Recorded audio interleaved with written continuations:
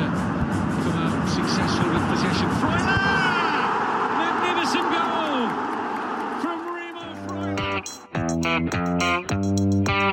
The Calcio Guys is a weekly podcast by Adreano DiNardo, Gianni Delacoli, and myself, Nicholas Di Giovanni. We want to bring Calcio back to its roots in our communities and share stories from around the world about why we're passionate about the beautiful game. You can listen to us anywhere where you listen to your podcasts, including Spreaker, Google Podcasts, iTunes, Spotify, iHeart Radio, and Mixcloud. Give us your opinion on social media at The Calcio Guys on Twitter, Instagram, Facebook, and YouTube. The intro song is Fireworks by Jahzzar.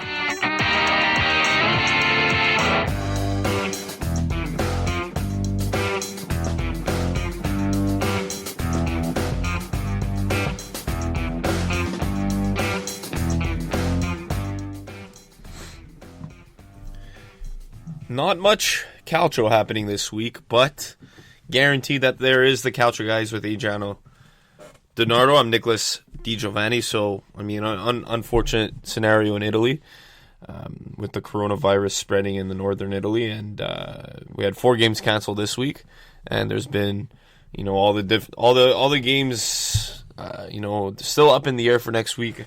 I know, some sites are saying that they're going to be porte chiuse, behind closed doors, the games this weekend. It's a unfortunate scenario.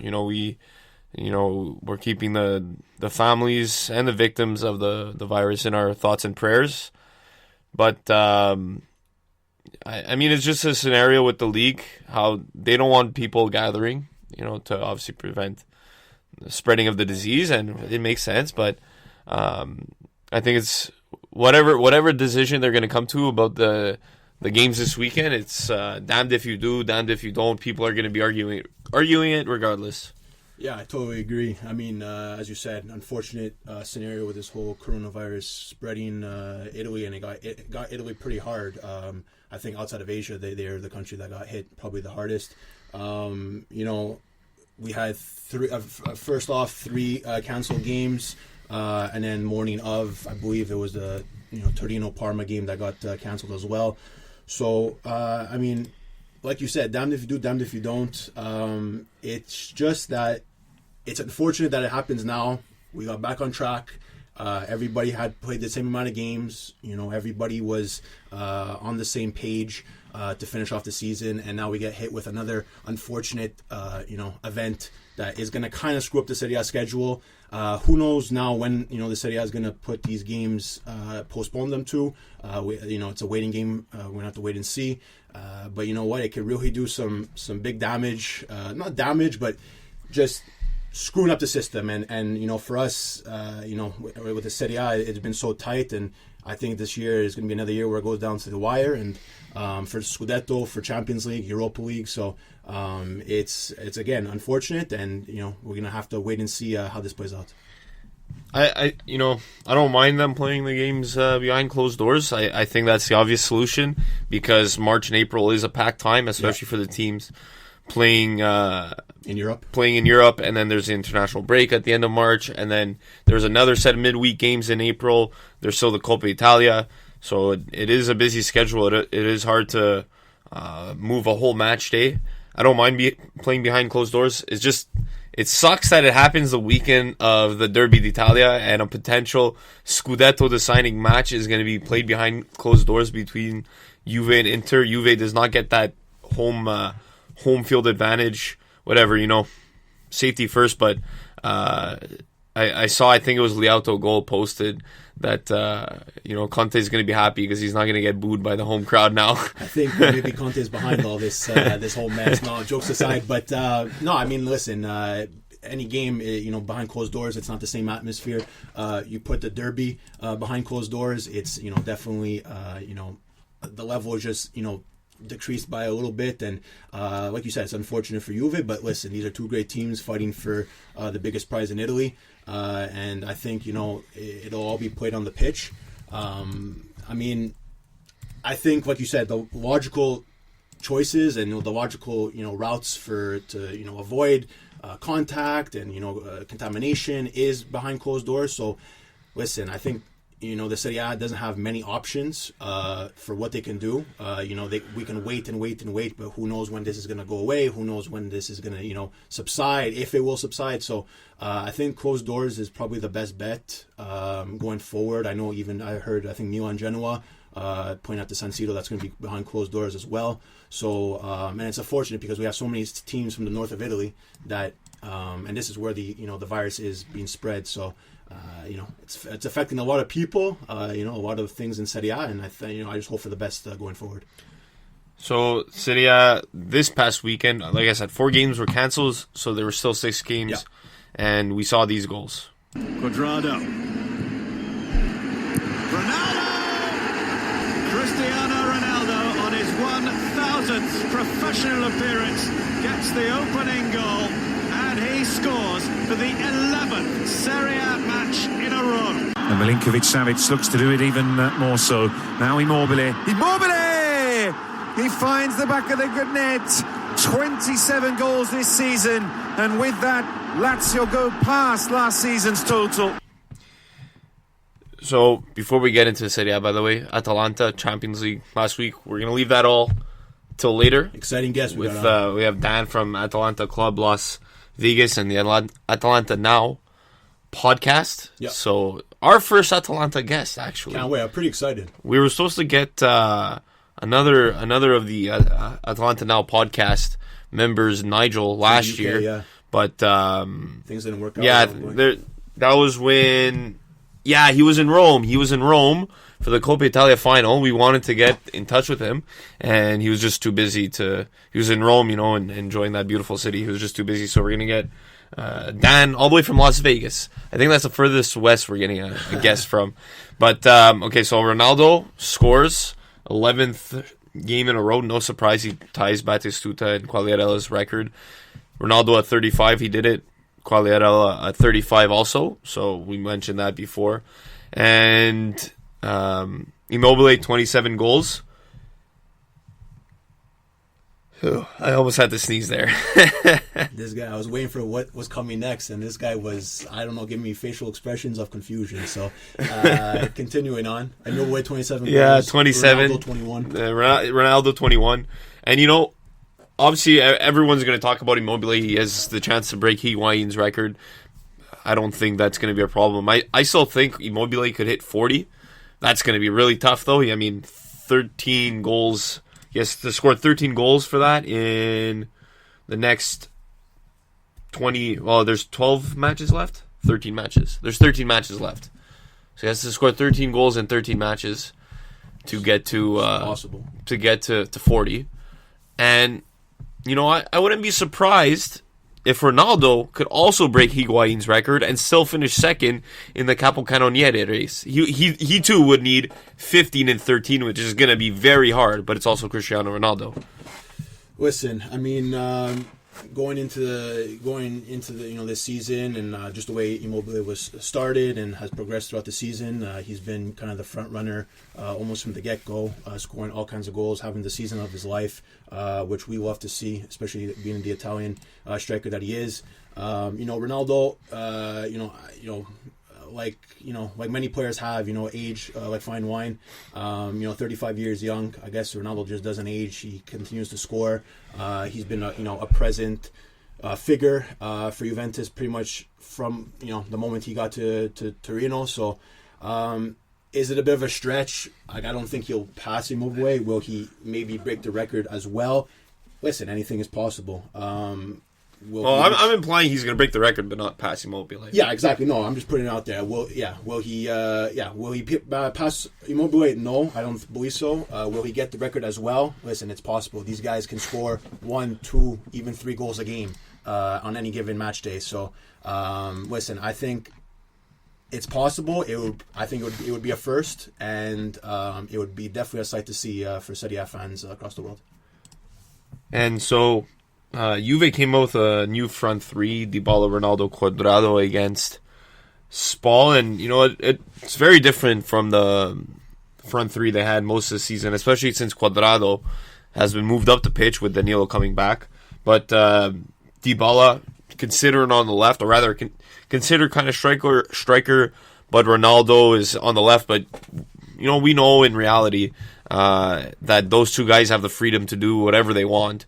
But I think the piece that really puts it all together, or at least put it all together against Spal, was Aaron Ramsey. He scored a fantastic goal too with a nice little chip. So, Champions League this week against Lyon on Wednesday.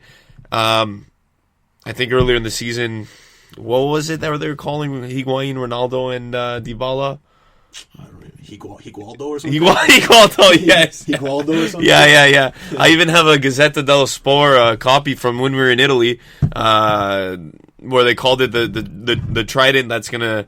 Or Digualdo, what was it? Higualdo. Digualdo. Something. I'll take the newspaper right after. Something like that. But I mean, yeah.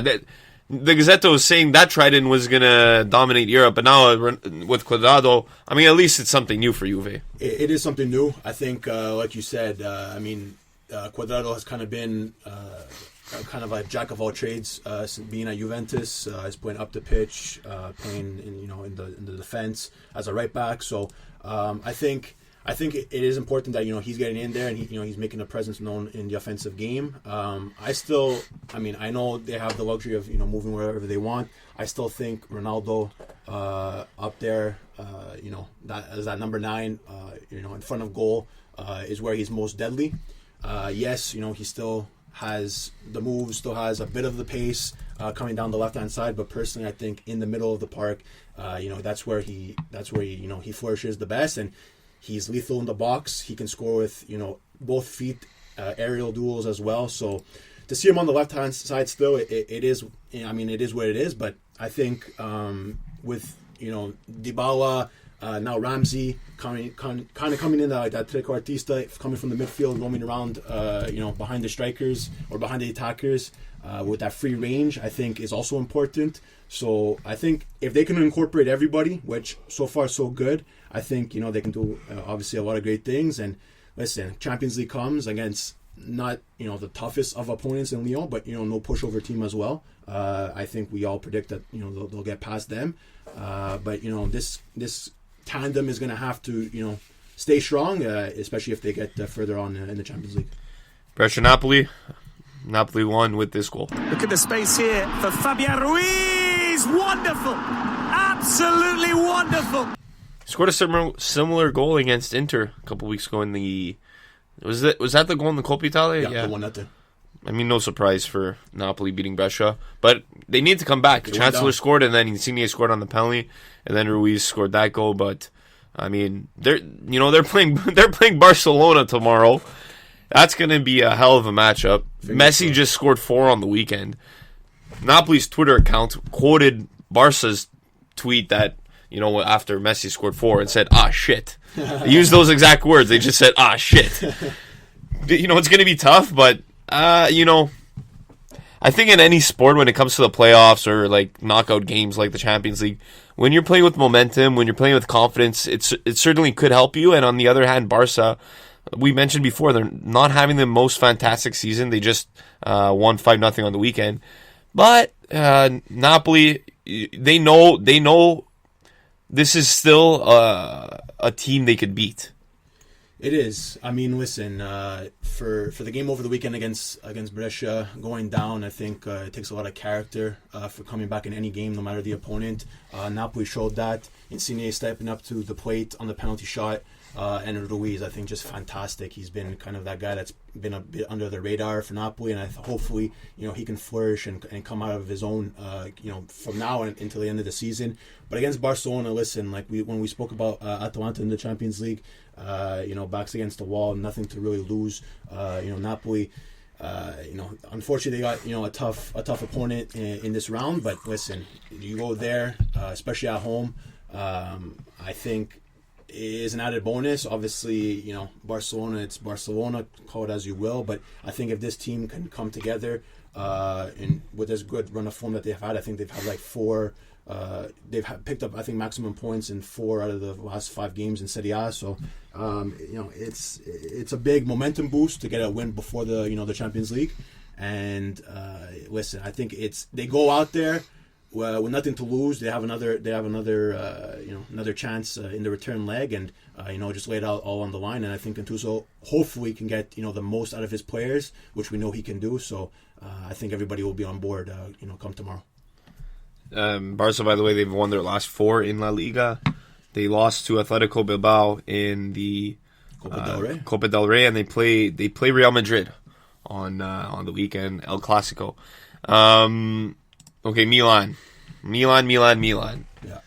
Rough game, and okay, a couple weeks ago, I went on a little rant about Mr. Comiso and his comments post Fiorentina to Juve, where he was complaining about the referees, how there was all these penalties against his team, not necessarily in that match against Juve, but other games against Genoa and Torino as well. And wow, suddenly the past 3 games they have 3 penalties, and 2 against Sampdoria, 1 against Milan, which was very questionable. I'm not going to sit here and talk about whether it's a penalty or not. We could spend all day doing that. It's a waste of energy. But I'm going to sit here and talk about how this president comes out and talks about the referees, and suddenly he starts getting penalties again. Listen, I think, the Serie A, or us Calcio fans, Italian Calcio fans to be specific, we have a bad habit of, complaining about the referees or saying something about the referees. I mean, me included. This might bleed into maybe my yellow card, red card later on, but listen, call it as you will. The presidents, players, coaches, making comments about referees, and suddenly things change for that shorter period of time. But I don't know. I think sometimes it just the way things go, and it's unfortunate, and we're still complaining about certain things in this league. We have some tools to help. We don't have it all ironed out with the whole rules and just how to use the tools that we have properly. So I don't know. It is what it is. People will talk. Comiso will talk. I still personally, I'm totally behind what he's doing over in Firenze, and I like that he's voicing his opinion. Just the way he's doing it, or the approach that he's taking, isn't the best way to do it. So listen, I hope that we can get past these types of things, and we'll just play the game, and leave everything on the pitch. Begovic came in for Donnarumma, by the way, and he has Canadian roots. I think he immigrated here from Bosnia. He still ended up playing for Bosnia at the international level, but I think he lived in Edmonton, if I'm not mistaken. I'm just gonna look that up now. Oh wow, Canada U20 product. Look at that. Yeah, he played for the Canadian under 20s, but he lived in Edmonton, but so he ended up St. Francis Xavier. Yeah, he played at St. FX. He's pretty much Canadian in every sense of the word, except on the international level. So cool to see that Canadian connection in the Serie A. It was, and he had to make an early save as soon as he came in. I think it was on Castrovilli, if I'm not mistaken. And hopefully, I didn't really catch what Donnarumma had at the end of the game. He was kind of nagging a bit of, I guess, an injury that he kind of was shaken up before the halftime. So hopefully the best for Donnarumma to come back quickly. Begovic, I think, experienced guy, made that crucial save right off the bat, and it just shows that having a backup goalie that you can actually say, hey, this guy can make a save, unlike a Padelli that we were speaking of the past couple of weeks. I think it goes a long way, because easily that could have went in the back of the net, and this game could have been losing. Instead of tying the game, Milan could have lost the game. So it's a game of inches, and thank God for Begovic between the sticks. And the other there were a couple other games, but kind of boring ones this week.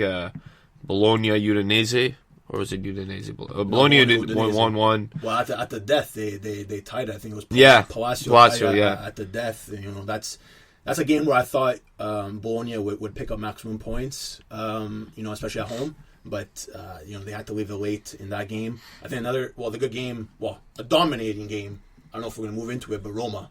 Yeah, I wanted to talk about that. Lazio won 3-2, but Roma, they had a really good week. They beat Genk 1-0 Europa League, Carlos Perez scored. He got an assist on the weekend.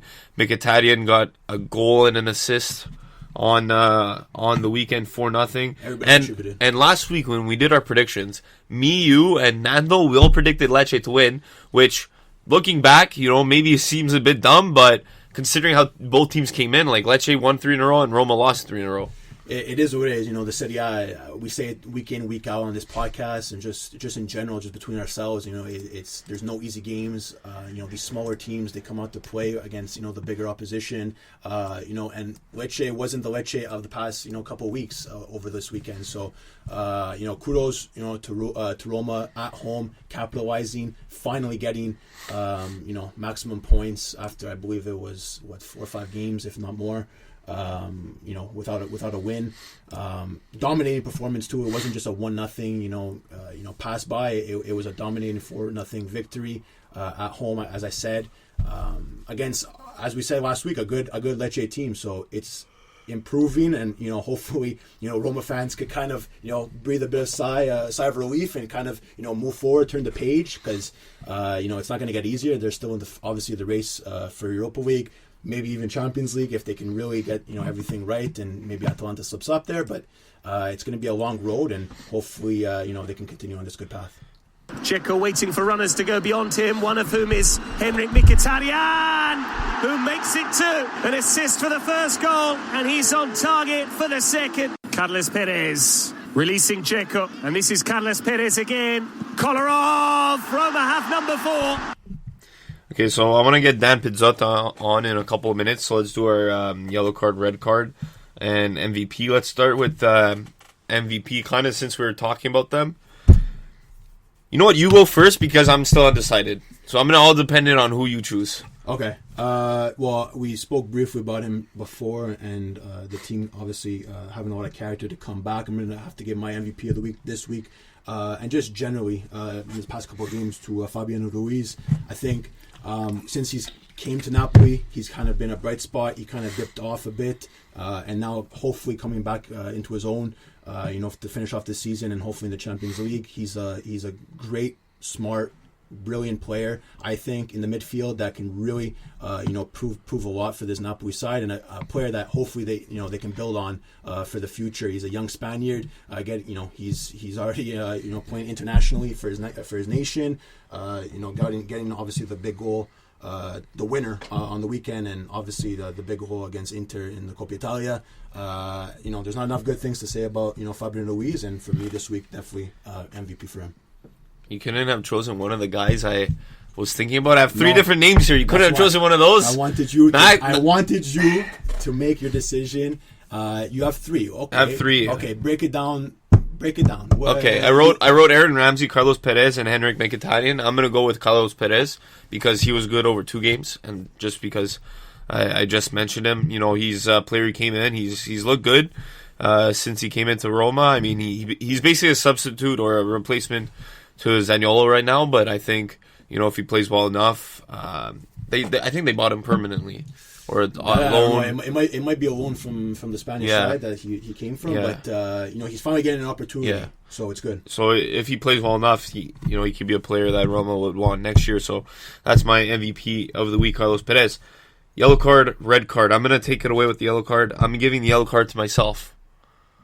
Wow. That is a first time ever on here on the Couch, guys. You want to know why? Tell me. Because earlier in the season, when we were still doing our shows at CGLO, I liked ripping into Ronaldo and how he didn't have a good start to the season. He wasn't his typical Ronaldo, and he wasn't scoring. And it was only at the end of November, beginning of December, that he really started to pick it up. I mean, he started his 11-game goal streak at the beginning of December against Sassuolo. When we saw him play against Lazio, that was his second goal in a row that he scored. So, I'm going to admit that I was wrong back in September, October. You can never doubt Cristiano Ronaldo, so I'm going to give a yellow card to myself. This is definitely going to be another yellow. Go with your yellow. Or red, whichever you want to give first. So no, I'm gonna start with the yellow. Nothing major, like I mentioned before. The Bologna Udinese game. pretty crappy to see Bologna not capitalizing on this game against Udinese. I think they've been far better this season, than Udinese has, and they could have picked up maximum points, and they're pushing for that top half of the table. Maybe squeeze it into Europa League. It will be tough, but it is still possible. But yeah, I just Mihalovic's men leaving it to like the 90-something minute Palacio. I think at home they should have picked up maximum points, and it's nothing major, but for me this week just a minor yellow card for their performance. It's a late challenge, surely maybe the first yellow of the match. So I'm going to give my red to kind of an embarrassing situation for the entire league in Spal Juventus. I don't know if you saw this, but the VAR screen, I don't know if the screen wasn't working or the communication was down, I forget, but the referee took a walkie-talkie.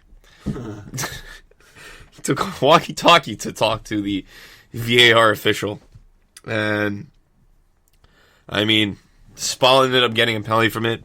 I'm not going to sit here and complain about the call. It was a close call, but it's more the fact that if the VAR is down, you can't exactly use VAR to turn over a decision. And just the fact that the referee, I think it was Lapenda, took a walkie-talkie, and one of those big ones too, not the little ones that could fit in your pocket. Took a big walkie-talkie and went on the walkie-talkie, and those images were spread across social media. I think just gave an embarrassing look to the league. Gonna go to the pocket and get out the red. It's a red card. At least we don't have the VAR problems as in England. I think they hate the VAR there. I don't even know why, but they do. Listen, I don't know. They're way ahead than Serie A in all aspects. I think even VAR, fans might be going mad that they go crazy about VAR over there, almost as bad as in Italy. But at least they are getting some things right over there in England. But for me, moving on to my red card, as I mentioned earlier when you brought up the whole questionable calls and just in the Fiorentina Milan game, I think was totally a shame. I think Calvarese.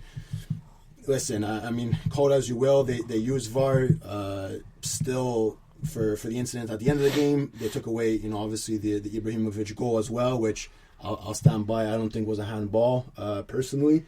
Did Romagnoli touch, Cutrone in the box? Did he touch the ball first? As you said earlier, Cutrone should have been a real Milanese and gone up to Calvarese and said, "Hey, look, that's not a pen." Listen.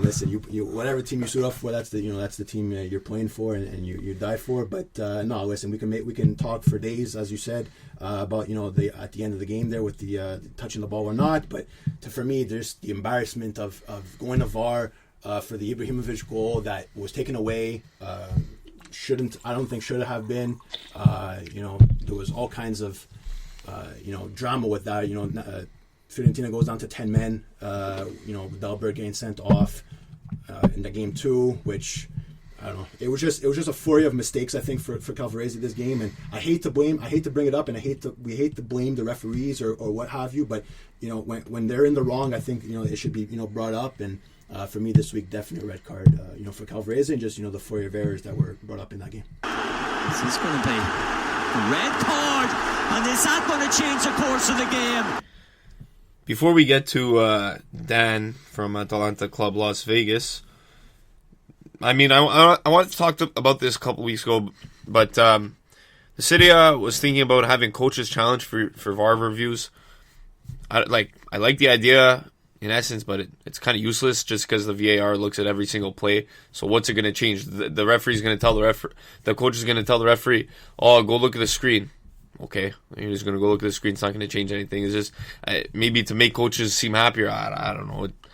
There's not much to it. It doesn't add anything because every single play is being reviewed. It's not like in the NFL or NHL where plays aren't being reviewed and coaches are able to challenge for plays that aren't already reviewed so that the referee reviews them.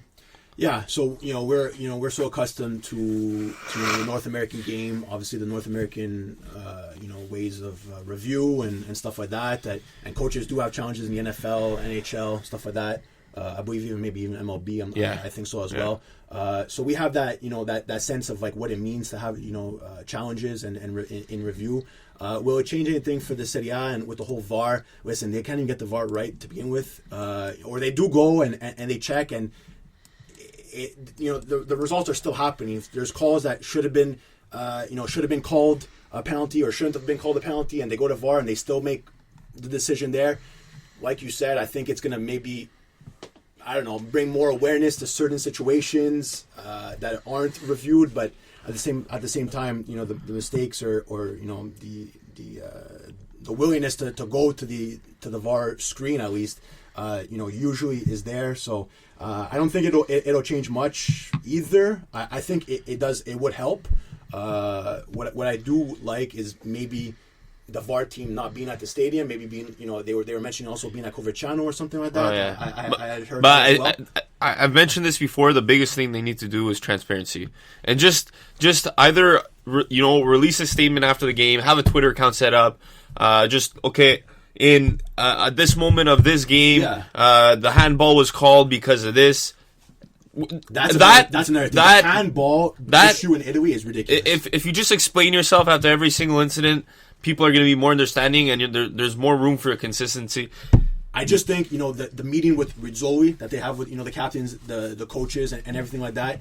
It's great and all, but things there's still mistakes happening, and the handball issue, it's still not black or white. I find, and it's an unfortunate event, and hopefully with more technology and more rules coming into play, hopefully it can change Serie A for the better. I mean, until the day soccer is reffed by a robot, there's going to be mistakes.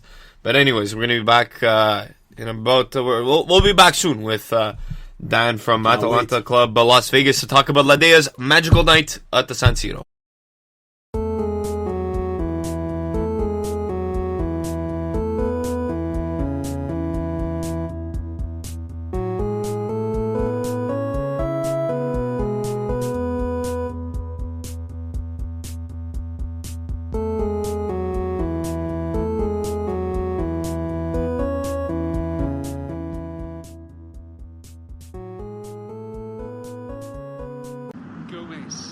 Finds a dangerous ball in and a goal scored by Hatterborn. Well, I was talking about how Atalanta love to push these wing-backs high up the pitch. And Hatterborn ended up in a centre-forwards position. Atalanta come out successful with possession. Freuler! Magnificent goal from Remo Freuler. 3-0 might very soon become 4-0 because Atalanta have made it 4-0.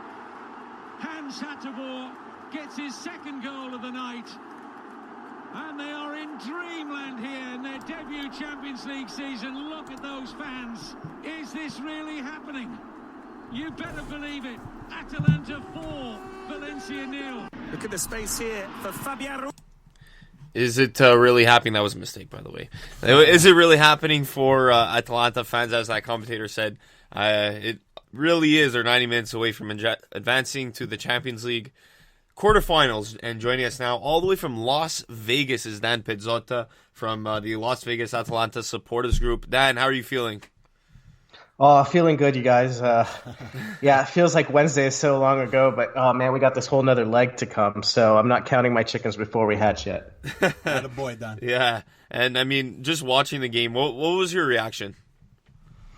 Well, first off, the momentous occasion, I don't think was something that any of us at Talentini could deny. Our first knockout stages of the Champions League, and let's face it, after the first 3 games in the group stages, I don't think any of us really realistically thought we could get there. But Atalanta did what they do, and we got there. And I think Valencia fans were happy to draw us, and we were happy to draw them. So, man, I was nervous for this one. I felt like we could win, but I didn't think we'd win this big. So Dan, just moving swiftly along to a question that we ask probably most of our guests, if not all of them, how they started their fandom for Calcio, how they started their fandom for the team that they support. In your case, Atalanta, and obviously you have the Las Vegas Atalanta supporters group on Twitter. How did that all get started? Your love for the game, your love for Atalanta, and obviously the supporter group.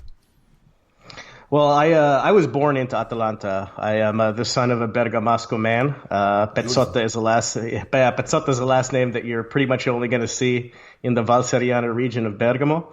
I guess you really do have a choice when you're a kid. My dad was a hardcore supporter.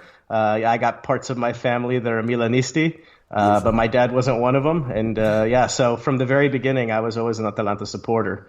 And the whole Las Vegas supporters thing, I've moved around the United States a lot. I was actually born in the Philippines. My mom's Filipino, my dad's Bergamasco. Wow. And so, moved around the country for work and settled in Las Vegas about 5 years ago. And, a couple seasons ago, Atalanta started really putting some performances together. A couple of guys from work were like, hey, your team's doing really good. We don't have a Serie A team. I think Atalanta's our team. And I said, I don't have a problem with that. Let's put together a little group. So there's not that many of us. There's all three of us right now. Las Vegas is a bit of a desert wasteland, literally and figuratively, for calcio. Yeah, I got to start somewhere. But the Twitter group started a couple years ago just to put that stuff out there. And then the podcast came naturally a little bit later. Been supporting Atalanta for going on 39 years in April. That's awesome. You're an international man. Like you said, your dad's a Bergamasco, your mom's Filipino, and you're Atalanta in your heart. That's awesome. Regarding back to the game, Hateboer, 2 goals, his first 2 goals of the season. We know that Gasperini likes to use his fullbacks as an attacking option. Were you surprised at all by Hateboer's play? Well, yeah, first of all, I didn't think he was going to play. He played the last 2 games, and, I am unabashedly a huge Timothy Castagna fan. And, he's been not fit for a little bit, but since Hateboer played the last 2 games, I thought Castagna was going to start this one. But thankfully, Mr. Gasperini knows better than me, and he put Hateboer in there. Hans Hateboer is an interesting character because a couple of years ago, I would wax poetic on Twitter about how annoying he was. He basically was one-dimensional. He was kick it and run. But this season, he's really kind of changed. I mean, obviously last season he got like 6 goals already.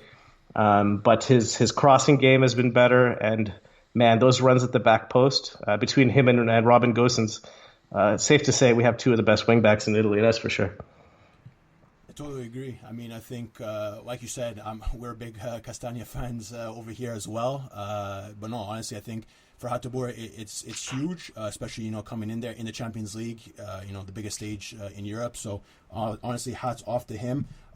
Just another follow-up question, about, the different, goal scorers or different players, contributing. What do you make of that? That, it's not, this team is not, that one-man team or, relying only on one force in the attacking phase. Getting, help from, your wing backs, your midfielders, your attackers are phenomenal as well. What do you make of that? And is that hats off to Gasperini's system or just, the connection that this team has? Well, I think it's been a progression over the course of the last 3 seasons that we've had under Gasperini. The first season that we finished in 4th, that fairy tale run to the Europa League. We saw a lot of contributions from our wing backs, Spinazzola and Conti. Andrea Petagna didn't score that many goals, but Papu did. And Josip Ilicic was doing Josip Ilicic things. Some days he was there and some days he wasn't. But you kind of progressed to last season when we had Duvan Zapata as a great focal point, and he banged in over 20 goals. And then he got hurt at the beginning of the year in a friendly match out of all things. And so Ilicic had to step up. We've got Mario Pasalic in there who's scoring some goals, and Gosens as well. I think that this just shows the tactical flexibility and the flexibility that the players have, that they can all contribute. And who would have thought that we would be the strongest without Duvan Zapata in the lineup, right? Yeah. I think it's something like the last 11 Champions League goals have been scored by 10 different players, if I'm not mistaken. I forget the exact number, but that's pretty crazy. You mentioned at the beginning you're not going to count your eggs before they hatch. So that rolled goal at the end by Cheryshev. Yeah. Do you think it's going to have an effect on the draw? Only until somebody scores the first goal, I think. If we score the first goal, I think that's it. But yeah, of course, I think in the back of all our minds, if Atalanta loves to come from behind, and if we go behind early against Valencia, that's going to be a tough one for us. So I think that if it was 4-0, I would probably be like 99% sure that we're going through. As it stands right now, I'm waffling around 85% because we've seen this 4-1 score line get overturned in the last couple of years a couple of times, right? Roma. Yeah. Yep, Roma. So Dan, moving kind of away from this Champions League game, back into maybe like the Serie A.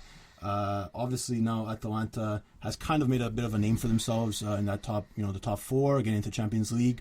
Do you think that is? I don't think it's really a lock, going to the end of the season, just because the Serie A is a crazy league. But do you think they're a team that now, where everybody's on the same page with Gasparini's system, that can compete for the fourth spot or even higher for many years to come, and how much focus do they put on that going forward? Yeah, I think we're finally gaining some legitimacy. The first year that it happened, it was like, if they're in the Europa League, they're going to fall off. They don't have a squad that's built for that. I said, okay, yeah, we came in seventh the next year, but we did get to the knockout stages of the Europa League, and we didn't make it to the Europa League and the qualification round there. That was sad, but then here we are losing more players, and then we come back and we end up in third. So I think with Gasparini staying, Papu has stayed. It looks like Ilic is just staying. Even though we seem to replace the big players that we lose, we seem to do all right. So I think that we should be always challenging for the Champions League spots for the next few years. And if Gasparini is going to be our Alex Ferguson, maybe for the next 20 years. How about that? Let's hope. That's so. I love that that comparison. Was it him who said he would like to be the Alex Ferguson of Atalanta? Yeah, it was him that said it. Well, he said he wanted to stay, with this Atalanta team for many years to come, and I don't think the fans will definitely mind that. So, especially what he's doing right now. Yeah, and Atalanta, what a story. 2010, 2011, they were in Serie B, and then 2014, 2015, they finished 17th. Were you watching them as much as you're watching them now? Back in those days. Well, it's amazing how far our TV coverage in North America has changed over the course of these past 5 years. I mean, I was watching them in whatever illegal live stream I could find, but it wasn't always easy, So I think sometimes I would catch 30 minutes out of the 90 when you're trying to click through. But I mean, I grew up in the Philippines and Los Angeles, back and forth. And when I was a kid, my dad had the Monday Lecco di Bergamo or Gazzetta dello Sport, and that's the only way that I would get the news. Fast forward to today, I can rewatch the games whenever I want. So it's unbelievable. Yeah, I mean, we always say the same thing on the podcast. I remember, my memories of Juve, even 3-4 years ago, were on my desk on my laptop trying to find a stream, probably watching in Arabic. Yeah, same here for any Milan game, trying to catch in any kind of language I'll catch. Just give me the visual, that's all I need. So, we put a lot into just catching these games, and there's definitely stories to tell later on in the future. But we got a couple of questions on our social media, on our Twitter, and we got one question on Instagram, but from Twitter, from Joseph Fischetti, a Napoli fan. Atalanta is known for their attacking style, which requires possession to be successful. If they advance to draw a team like Liverpool, who dominates possession, are Atalanta capable of switching tactics and playing a counterattack, or do they only know how to play one way? That's a long question. Yeah, well, it's a good question, and I think I need to dissect it a little bit and pull it apart, because if they're playing Liverpool, no, they don't stand a chance. I don't think. Maybe if they meet in the final, it's one thing in a one-off, but Liverpool's a whole nother level. Not so much about the possession itself, but to beat Atalanta, most teams know you can beat them two ways. Really, is you either have a lot of skill players that can dribble through the midfield and defense, or you have a lot of speed and you go over the top. We have that high line with our crazy, I like to call them box-to-box center backs who like to bomb into the box, right? We have that crazy style. So, it's really interesting, though, because if you look at the statistics for the Valencia game, we had 51% of the possession. We didn't really outpossess them that much. And it was actually in the first 20 minutes of that game that we actually were really clinical on the counter, at least, releasing the counter. We actually did much better than Valencia did when it came to absorbing pressure and counterattacking. So I think that there is some flexibility there.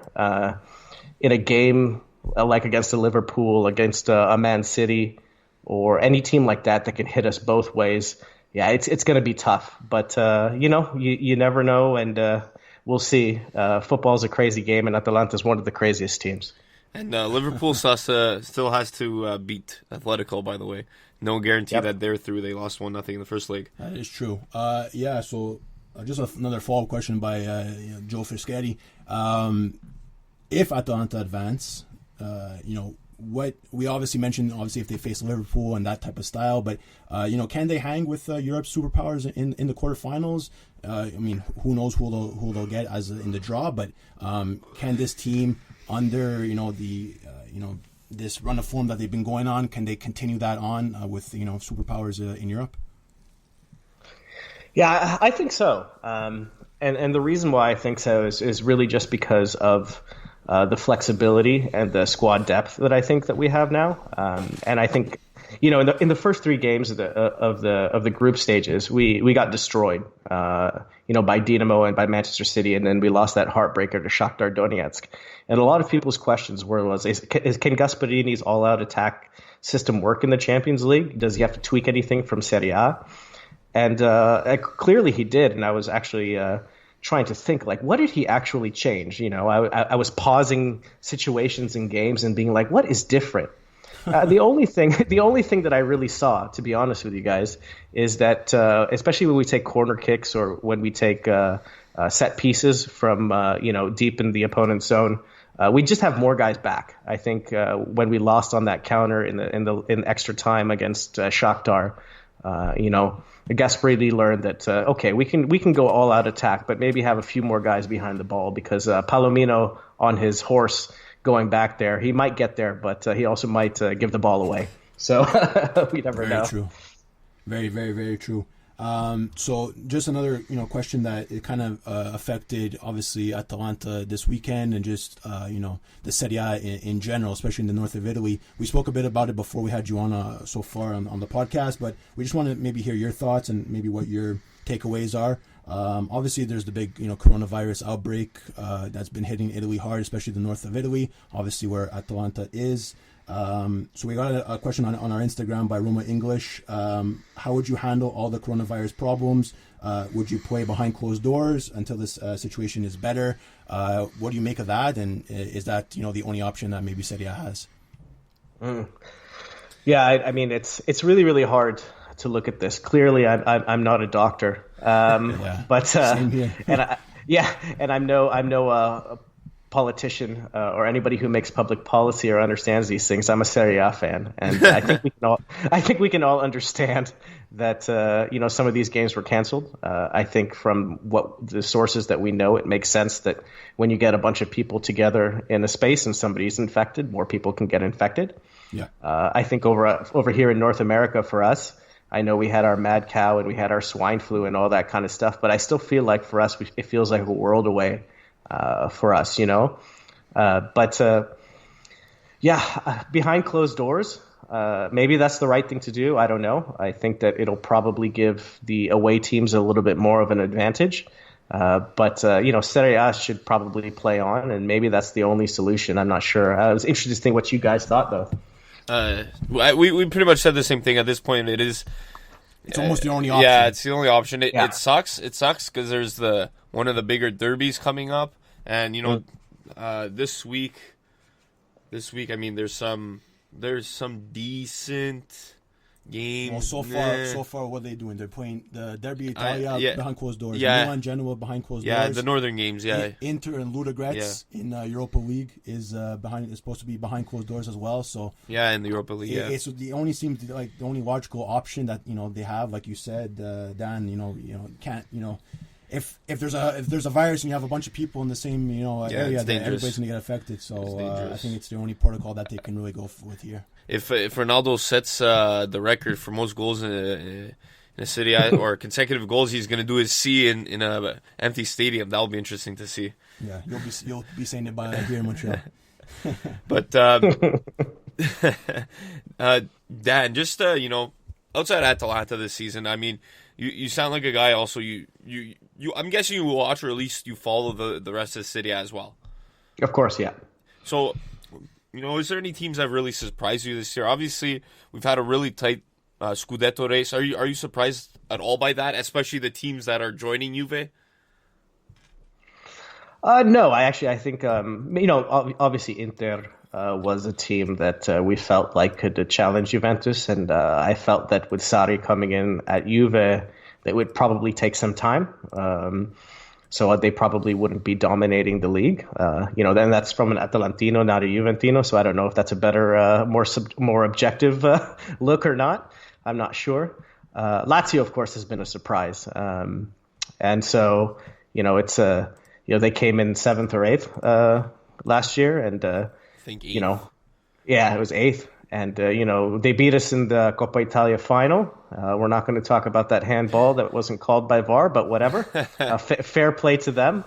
I actually have a good buddy who runs the Las Vegas Laziale out here. So we watched that game together, and I was happy for him. But, of course, I was sad not to win our second piece of hardware in 112 years. Thought they could have shared it. They could have shared a little bit, but that's all right. We got into the Champions League, and they didn't. But Lazio, of course, is a real surprise. I mean, Ciro Immobile, of course, we all know what kind of a striker Ciro Immobile is. But, I think it's the perfect storm for them. Ciro's playing well again. SMS is playing well again. And Luis Alberto is playing really, really well. And the rest of the team is just following. And, they only have Serie A to worry about now. So it's going to make it for a real interesting Scudetto race. And, I'm actually really excited not to be the league when you're looking at the big 5 leagues that doesn't have a Scudetto race. It's so funny to see what's going on in the Premiership now, Like, okay, yeah, you guys complain about us all the time. Look what's happening over there, you guys. And they're boasting about it. Oh, Liverpool, no defeats, this and that. Oh, look at them. They're 17 points up. I don't know what the actual number is, but it's annoying to see. Yeah, it is. It's good for us to have a race, and I think that if Inter or Lazio wins, it's going to be nothing but beneficial for the league. What do you now? Just another side question for you, Dan. Do you follow heavily like you do the Serie A with the the national team with the Azzurri, or is that something you don't really dip your toes in? Oh, I am. You basically, if you cut me, there's some black and blue, but once every 2 years, there's going to be just straight blue. Definitely, okay. Huge Azzurri fan. That's what I was hoping. Your answer was. So seeing that obviously that the Euros are coming this summer. A, how excited are you? B, what do you make of Mancini and his system and just the players that he's brought on board, kind of going with a bit of a younger core, and maybe you can give maybe some of your hopeful call ups for the tournament this summer if you've thought of that already. Yeah, well, first of all, with Mancini, anything was better than the last one. That's for sure. So that was nice that we would get Mancini in there, and he's done good things. That more attacking 4-3-3 that he's playing, I think, is fantastic. It's exciting to watch. So definitely the team is going in the right direction. We got a great core of players. I really hope Zaniolo will be back. As an Atalantino, it's always scary to face Zaniolo. So I hope he gets better quickly for the tournament. But as far as Atalantini go, our only hope at this point really is if Golini gets on the bench, which is I'm not 100% sure is going to happen, but that's all right. Every locker room needs a rapper, evidently. So so it would be good to have him on there. But my big shout outs will probably be for somebody like Gaetano Castrovilli. Yeah. I think he's a dynamic player. I think he single-handedly booted us from the Italian Cup with his play. I'm a big fan of what he's doing over there at Fiorentina. I've never been a huge Chiesa fan, but I think he needs to be in the team. If he's going to be diving and getting penalty calls, let it be for the Azzurri. And enough for Fiorentina, yes. enough for Fiorentina, yeah, that's for sure. Yeah, too bad Gianni isn't here, the biggest Chiesa fan out there. Listen, I think he's important. We've said it time and time again on this podcast. He's important. He needs to get in there, like you said, Dan. And it's just a player. He's got to step up eventually, and hopefully, this is his time. Yeah, my one shout out that I really want to see there, and you'll immediately know why when I say his name, is Andrea Petagna. I would love to see him. I would love to see him get called up. What he's going to do in the system, I don't know. But come off the bench. Yeah, just come off the bench and hold up play if we're ahead. Do something good. I think he deserves a spot. Yeah, Petagna's phenomenal. Yeah, I think there's been some traction on Twitter to get him into the squad, actually, especially over Belotti. I mean, Petagna's on the worst team in the league, and he's still scoring quite a few goals. So it'll be interesting to see. But I want to ask you, Dan, you're 3 hours behind us in Montreal. You're 9 hours behind Italy. How tough is it to watch games sometimes? Because the Sunday, the good chunk of the Sunday games are at 6 a.m. your time. Like, are you waking up early on Sunday mornings? Are you a morning person? Yeah. I am a morning person, thankfully. So yeah, I mean the 3:30 games, when they play the noon kickoff games, those are a little tough. But I haven't missed a single one in the last 3 years. It's basically like if I'm out with my friends and it's a Saturday night and I'm like I got to peace out, and they'll be like, "What time's the game tomorrow?" So they already know. 3:30. You might as well just stay up. Yeah, right. I've done that before. I've done that a couple times, but man, I'm pushing 40. I can't be doing that anymore. I need to go to bed at least 9 o'clock if it's a noon kickoff in Italy.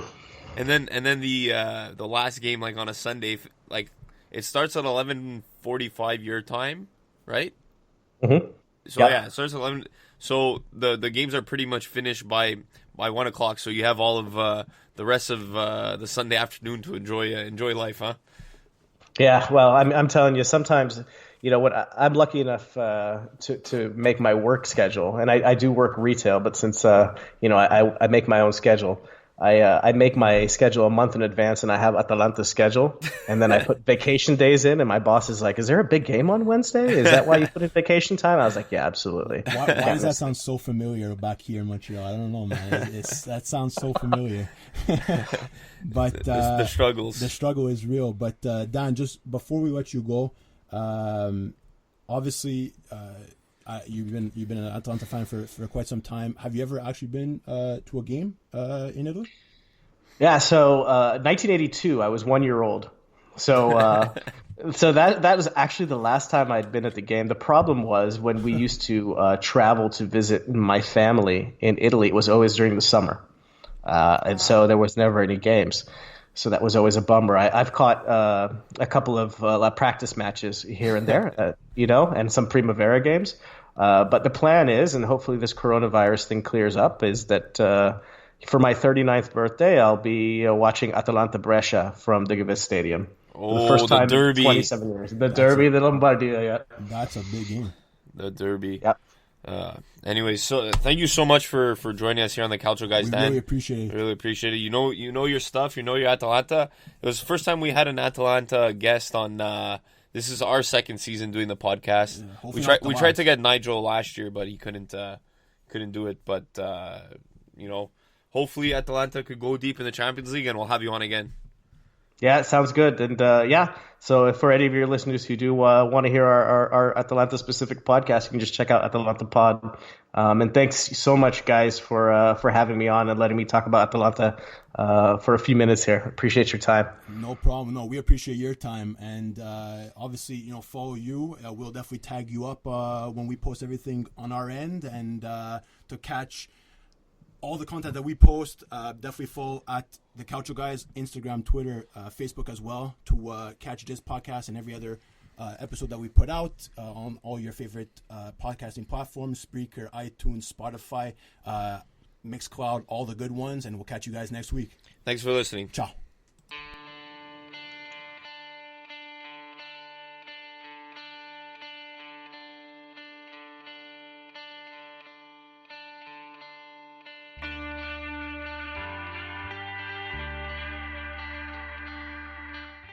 The Calcio Guys is a weekly podcast by Adreano Donardo, Gianni Della Colli, and myself, Nicholas Di Giovanni. We want to bring Calcio back to its roots in our communities and share stories from around the world about why we're passionate about the beautiful game. You can listen to us anywhere where you listen to your podcasts, including Spreaker, Google Podcasts, iTunes, Spotify, iHeart Radio, and Mixcloud. Give us your opinion on social media at The Calcio Guys on Twitter, Instagram, Facebook, and YouTube. The outro song is The Last Ones by Jahzzar.